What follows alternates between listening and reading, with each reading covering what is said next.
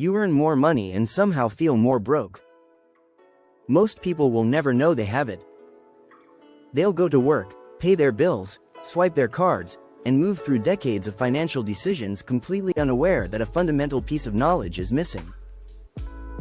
It shows up quietly, disguised as normal life, as habits, as choices, as circumstances that feel like bad luck but are actually the predictable, repeatable symptoms of not knowing what nobody ever taught you. By the end of this video, you'll know exactly what those symptoms look like, why they persist even in people who earn good money, and most importantly, what each one is telling you about the knowledge gap underneath it. Because the most dangerous thing about financial illiteracy isn't what it costs you today. It's what it costs you over 30 years of compounding consequences. Here is symptom number 1. You earn more money and somehow feel more broke. This one breaks people. They get the raise. They land the better job. The income goes up, sometimes significantly, and within 6 months, the financial stress is identical to what it was before. The account still runs low before the month ends. The savings account is still empty. The anxiety hasn't moved. And the person stands there genuinely confused, wondering where it all went. What they're experiencing has a name: lifestyle inflation. And it is one of the most reliable symptoms of financial illiteracy because it reveals the absence of one critical concept, the gap. Wealthy people are obsessed with the gap between what they earn and what they spend. Financially illiterate people are unconsciously committed to closing that gap entirely, upgrading their lifestyle to absorb every increase in income almost automatically. New income means new car. Bigger paycheck means bigger apartment. Better salary means better restaurants, newer phone, more subscriptions, more of everything. The result is that no matter how much the income grows, the margin, the money available to build wealth, stays at zero. A person earning $40,000 and spending $38,000 is in a better financial position than a person earning $120,000 and spending $122,000. Income is not wealth. The gap between income and spending, invested consistently over time, is wealth. Until that distinction is understood at a deep level, every raise becomes a lifestyle upgrade instead of a wealth-building opportunity. Symptom number 2. You avoid looking at your finances. There is a very specific feeling that financially illiterate people know well. The slight dread when a bank notification appears. The habit of not opening credit card statements all the way. The vague awareness that the numbers aren't good without ever sitting down to find out exactly how bad they are. It feels like protection. Like if you don't look directly at it, it can't fully hurt you. In reality, avoidance is one of the most expensive financial behaviors a person can practice. Money ignored does not stay the same. It compounds, either for you or against you. Debt that goes unexamined grows through interest. Subscriptions you forgot about drain accounts quietly for months. Accounts you never check get hit with fees you never notice. And the biggest cost of financial avoidance isn't even the money lost to these small leaks. It's the decisions that never get made because the picture was never fully seen. The investment that never happened. The debt payoff that never got a strategy. The savings goal that never got a number. Symptom number 3. You think of debt as a normal, permanent feature of life. There's a sentence that financially illiterate people say with a shrug that should actually set off alarm bells. Everyone has debt, and in one sense, they're right, debt is common. But common is not the same as inevitable, and it is absolutely not the same as harmless.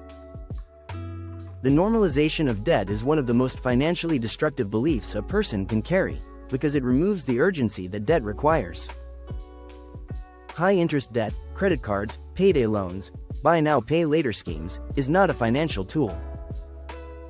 It is a transfer mechanism that moves wealth from people who don't understand compound interest to institutions that absolutely do. A $5,000 credit card balance at 22% interest, paid down with minimum payments, takes over a decade to eliminate and costs more in interest than the original balance. This is not an unusual case. This is the intended design. Symptom number 4. You have no idea what your money is actually doing. Ask most people where their money is and they'll give you a vague answer. It's in a savings account somewhere. I have a 401k through work, I think. I've got some investments but I'm not really sure what's in them. This is one of the clearest symptoms of financial illiteracy because it reveals a passive relationship with money. One where financial decisions were made once, usually by default, and never revisited. Money left alone in a standard savings account earning 0.01% interest in a 4% inflation environment is not sitting still. It is losing purchasing power every single day. The person who said it and forgot it believes they are being responsible. In reality, they are slowly going backwards. The 401k with no chosen allocation that defaulted into a target date fund with a 1% management fee is quietly surrendering tens of thousands of dollars in returns over a career. The money in a checking account earning nothing while carrying a credit card balance at 19% is costing its owner every single night. Symptom number 5. You plan your finances around best-case scenarios. The financially illiterate budget assumes the car won't break down. Assumes the medical bill won't arrive. Assumes the hours won't get cut and the job will stay stable and the unexpected won't happen this month. And because life reliably refuses to cooperate with best-case assumptions, the plan fails repeatedly, and each failure gets attributed to bad luck rather than bad planning.